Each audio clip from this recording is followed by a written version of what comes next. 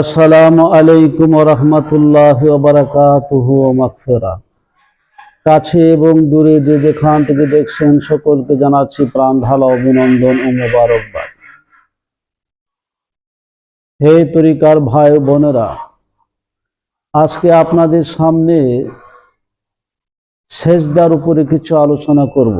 সেজদার গভীর রহস্যগুলি এবং সেজদার ভিতরে যে ঘুমর রয়েছে সেটা প্রকাশ করার চেষ্টা করব। আমরা জানি মহান রব্বুল আলমিনের দাসত্ব করার জন্য আল্লাহ রব্বুল আলমিনকে আমরা প্রভু হিসেবে মেনে নিয়েছি এবং আল্লাহর দাসত্ব বরণ করেছি আল্লাহর গোলামি এবং দাসত্ব করার জন্য। সেজদা সবচাইতে গুরুত্বপূর্ণ যে বিষয়। তো আমরা আল্লাহকে সেজদা করি, আল্লাহকে প্রভু মনিব মানি, স্রষ্টা মানি। তো সেজদা একমাত্র আল্লাহকে আমরা করি। বর্তমান সমাজের মধ্যে সেজদার বিষয়টা নিয়ে কিছু মত পার্থক্য দেখা দিয়েছে। অনেকেই মানুষকে সেজদা দেওয়া, তাজিমে সেজদা দেওয়া, এই বিষয়ে অনেকে জায়েজ মনে করেন। পীর মসজিদ কিংবা মাতা পিতা তাদেরকে সেজদা করার যে বিষয়টা এটা তারা মেনে নিয়েছে। তো আমি আজকে আসল রহস্যটা প্রকাশ করার চেষ্টা করব। তাজিমি সেজদা এবং ইবাদতের সেজদা, যে সেজদাই বলেন না কোনো, একমাত্র রব্বুল আলামিনকে সেজদা করতে হবে, মানুষকে সেজদা করা যাবে না। তবে কিছু কিছু মানুষ পীর মসজিদকে অনেকে সেজদা করে, এটার বিষয় কি? দেখুন, একটা বিষয় আপনাকে চিন্তা করতে হবে, গভীর জ্ঞান দিয়ে সেটাকে বোঝার চেষ্টা করতে হবে। আল্লাহ রাব্বুল আলামিন নিজেই কিন্তু আদমকে সেজদা দেওয়ার অনুমতি দিয়েছেন।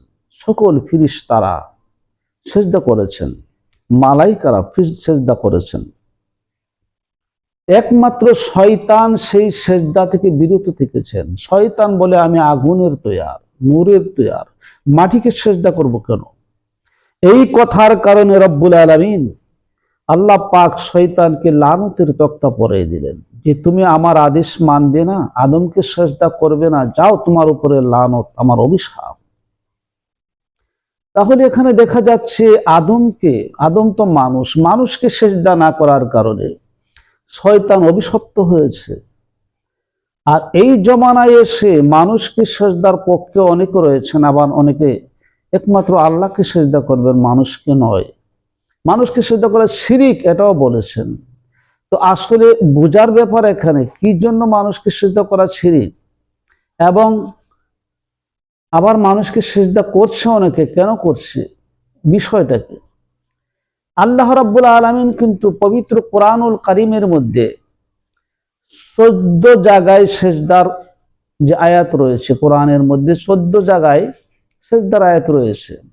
আর এই সেজদাগুলির আয়াত যখন তালাওয়াত করা হয় তখনই সেজদা করা প্রত্যেক মানুষের উপরে ওয়াজিব হয়ে যায়। আর সকল আল্লাহ রাসূল সাল্লাল্লাহু আলাইহি ওয়াসাল্লাম বিদায় হজ্জের মক্কা বিজয়ের পরে এই উপলক্ষে কোরআন তালাওয়াত করছিলেন, তখন আল্লাহ রাসূল সেজদায় লুটিয়ে পড়লেন, সবাই সেজদায় লুটিয়ে পড়লেন সেজদার আয়াত যখন তালাওয়াত করলেন। এইভাবে 14টা জায়গায় সেজদার আয়াত যখন তালাওয়াত করা হয়, সাথে সাথে সকলে সেজদায় লুটিয়ে পড়ে। তো এই সেজদা সম্পর্কে আয়াতগুলোতে কি বলা হয়েছে, আমি যদি আপনাকে প্রথম সেজদার আয়াতে সূরা আরাফের 206 নং আয়াতের মধ্যে যে সেজদার কথা বলা হয়েছে সেটা যদি বলি, এখানে সূরা আরাফের 206 নং আয়াতে বলা হয়েছে, নিশ্চয়ই যারা তোমার রবের সান্নিধ্যে রয়েছে, নিশ্চয়ই যারা তোমার রবের সান্নিধ্য রয়েছে, তারা ইবাদতের ব্যাপারে অহংকার করে না, দাসত্বের ব্যাপারে অহংকার করে না, তারা তোমার তাসবিহ পবিত্রতা পাঠ করে এবং সেজদায় লুটিয়ে পড়ে। এখানে তাসবিহ পবিত্রতা পাঠ করা এবং সেজদা করে অহংকার করে না, তারা তোমার পবিত্রতা ঘোষণা করে আসমান এবং জমিনের মধ্যে যারা তোমার রবের সান্নিধ্য রয়েছে, তোমার রবের সান্নিধ্যে যারা রয়েছে, সান্নিধ্য বলতে এখানে যে বিষয়টা বুঝেছে আপনি খেয়াল করে দেখবেন, আয়াতে যেটা বলা হয়েছে যারা তোমার রবের সান্নিধ্যে রয়েছে তারা সেজদার ব্যাপারে অহংকার করে না, তাকাব্বুরি করে না। অহংকার তাকাব্বুরি সেজদার ব্যাপারে করে না। সেজদার মধ্যে অহংকার তাকাব্বুরি আবার কি? এটা অনেক ব্যাখ্যাশীল বিষয়, সেটা আমি বলতে যাচ্ছি না, শুধু বোঝাতে চাচ্ছি অহংকার তাকাব্বুরি সেজদার ব্যাপারে করে না। যদি কেউ সেজদা করে আল্লাহর সান্নিধ্যে, আল্লাহর জন্য, আর এই সেজদার মাধ্যমে বুজুর্গি পাওয়া, নিজেকে বরত্ব প্রকাশ করা, এরকম কিছু অহংকার তারা করে না, আল্লাহকে সেজদা করে যায়। আর এই সেজদার আয়াত পাঠ করলে শোনা মাত্রই করে সেজদা লুটিয়ে পড়তে হবে। আমরা যদি সূরা আর-রাদের 15 নং আয়াতের দিকে খেয়াল করি, এখানে আছে আর আল্লাহর জন্য সেজদায় অবনত হয় আসমান এবং জমিনে যা কিছু আসে, স্বেচ্ছায় অনিচ্ছায় তারা আল্লাহর জন্য সেজদায় অবনত হয়। আর তাদের ছায়াগুলো, তাদের যে ছায়া রয়েছে, ছায়াগুলো কি করে সকাল সন্ধ্যায় সেজদায় অবনত হয়। এখানে এই বিষয়টা দেখুন, আসমান এবং জমিনে যা কিছু রয়েছে, আমরা মানুষ সেজদা করি আল্লাহর জন্য। একদল বলছে মানুষকে সেজদা করা শিরিক, সেজদা কেবল আল্লাহ কি করতে হবে। কিন্তু এই আয়াতে বলা হয়েছে আসমান জমিনের মধ্যে যা কিছু রয় সবাই সেজদা করে, স্বেচ্ছায় অনিচ্ছায়। তো গাছপালা, বৃক্ষলতা, পাহাড় পর্বত, নদী নালা সবাই আল্লাহকে সেজদা করে। তারা কিভাবে সেজদা করে? আমরা তো রুকু করি তারপরে সেজদা করি, তাকবীরে তাহরিমা বাদি, কিন্তু তারা আল্লাহকে কিভাবে সেজদা করে? পাথরে আল্লাহকে কিভাবে সেজদা করে? গাছে আল্লাহকে কিভাবে সেজদা করে? তো সেজদার ধরন, লক্ষণ, এই যে বিষয়গুলা, এইগুলা যদি একটু গভীর চিন্তা ভাবনা করে আপনি দেখেন, আমরা শুধু মাথা নোয়াইলে এটাকে সেজদা বলি। মাথা, নাক এবং কপাল মাটিতে লাগাই, হাত দুটা মাটিতে লাগিয়ে, অষ্টঙ্গ জমিনে লাগিয়ে আল্লাহর উদ্দেশ্যে নিয়ত করে যখন সেজদা করি সেটাকে বলা হয় সেজদা। আর এরকম ভাবে কোনো মাজারে মোকামে কোনো পীরের কাছে যখন মানুষের চুমু দিতে যায়, কদমবুচি করে, যেটাকে কদমবুচি বলে, কদমবুচি করতে গেলেও তারা ওটাকে সেজদা বলে অনেকে প্রকাশ করে সেজদা বলে প্রকাশ করে। তা আসলে কি নুইলে আর হাত মাটিতে লাগাইলে, কপাল লাগাইলে যদি সেজদা হয়ে যেত, তো গাছের সেজদা কিভাবে হয়, আসমান জমিনের সেজদা কিভাবে হয়, পাথরের সেজদা কিভাবে হয়? তাদের তো কপাল নেই, তাদের তো নাক নেই, তারা তো ঝুঁকি পড়ে না, তারা তো মাটিতে লাগায় না। এখানে সেজদা দ্বারা কি বোঝানো হয়েছে? সেজদার এই যে হাকিকত, এই যে রহস্য, এটা যদি একটা মানুষ সঠিক বুঝতে পারে তাহলে তার কেবল তার সেজদাটা আল্লাহর দরবারে মকবুল হয়। শয়তানকে আল্লাহ লানতের তক্তা পরিয়ে দিলেন আদমকে সেজদা না করার কারণে, মানুষকে সেজদা না করার কারণে। এর কি হাকিকত রয়েছে, এর কি রহস্য রয়েছে, এটা তো বুঝতে হবে। আসলে মানুষকে সেজদা করা যায় না, একমাত্র সেজদা করতে হবে আল্লাহকে। এখন কেউ যদি কোনো পীরের কাছে যায় সেজদায় অবনত হয়ে যায়, এটা তো পীরকে সেজদা করেছে এরকম বলা যাবে না। কি জন্য আপনি বলবেন এরকম? আপনার তার নিয়ত দেখতে হবে। তো সেজদার জন্য তো নিয়ত শর্ত, সে কোন নিয়তে তার পীরের সামনে সেজদায় লুটিয়ে পড়েছে। সে কি এখানে সেজদার আয়াত তেলাওয়াত করেছে মনে মনে, নাকি সে তার প্রভুকে মসজিদের সামনে সেজদা দিয়েছে? কারণ প্রভু তো মসজিদের ভিতরে আছে। কারণ কুলুবুল মুমিনিনা আরশিল্লাহ, মুমিনের কলবে আরশ, যেখানে আল্লাহ থাকে, আল্লাহ সমাসীন আছেন। এবং ওয়ানাহানু আকরাবু ইলাইহি মিন হাবলিল ওয়ারিদ, মানুষের শাহরগের কাছে আল্লাহ রয়েছেন। কুলুবুল এভাবে আল্লাহ পাক রব্বুল আলামিন, নবী আউলা বিল মুমিনিনা আনফুসিহিম, সেখানে নবী রয়েছে মুমিনের জানের কাছে। এই বিষয়গুলাকে যদি কেউ চিন্তা করে তাহলে সেজদার বিষয়টা তার সামনে স্পষ্ট হয়। আমাদেরকে বুঝতে হবে সেজদা একমাত্র আল্লাহকে দিতে হবে, আল্লাহকে ছাড়া কাউকে সেজদা দেওয়া এটা শিরকে পর্যবসিত হবে। তো তবে সেজদা কেবল মসজিদ গড়ে যেই দিতে হবে, গেলি কেবল সেজদা হবে, আর অন্য জায়গায় করলে সেজদা হবে না, আল্লাহকে সেজদা হবে না, এরকম ভুল ধারণা কিন্তু আমাদের সমাজের মধ্যে প্রচলিত রয়েছে। সেজদা আল্লাহকে দেওয়ার জন্য সবচেয়ে নির্ভরযোগ্য জায়গা যেটা, সেটা হচ্ছে প্রত্যেক ইমামের কাছে সেজদা দেওয়া, ইমামের পাশে সেজদা দেওয়া, ইমামকে অনুসরণ করে সেজদা দেওয়া। আর যুগের ইমাম তো পীর মাশায়েখগণ, তাদের সামনে যদি যে কেউ আল্লাহকে নিয়ত করে সাজদা করে যে এখানে আল্লাহর রহমত রয়েছে, বরকত রয়েছে, আল্লাহ নিজে এখন উপস্থিত আছেন, এরকম ভাবনা করে কেউ সেজদা দেয়, সেটা শিরিক হবে কেন? আপনার চোখে যদি সেটা শিরিক হয়, কিন্তু একজন আশিকের চোখে সেটা শিরিক নয়। আশিক অন্তত আল্লাহর সান্নিধ্যে যাওয়ার জন্য, আল্লাহর কাছে যাওয়ার জন্য, যেহেতু সূরা আরাফের 206 নং আয়াতে কথা বলছে, নিশ্চয় যারা তোমার রবের সান্নিধ্যে আসে, সান্নিধ্যে, রবের সান্নিধ্যে যে পাওয়ার যে জায়গাটা, এটা হচ্ছে আল্লাহর রহমতশীল বান্দাগণ, যাদের উপর আল্লাহর রহমত বর্ষিত হয়, যারা মুহসিনিন বান্দা, তাদের কাছে আল্লাহর সান্নিধ্য রয়েছে, তাদের কাছে গেলে আল্লাহর সান্নিধ্যে যাওয়া হয়। এই জন্য তাদের কাছে যে যদি কেউ সেজদা করেও বসে, তাহলে সেটাকে শিরিক সেজদা বলা যাবে না, সেটা আল্লাহকেই করে। কেউ মানুষকে সেজদা করে না। আমরা কখনো মানুষকে সেজদা করি না, আল্লাহকেই সেজদা করি। আল্লাহকে সেজদা করার মতো জায়গা, করার মতো মন মানসিকতা, করার মতো নিয়ত, করার মতো যে প্রচেষ্টা, নিষ্ঠা, ভক্তি, এটা সকলের মধ্যে উদয় হয় না।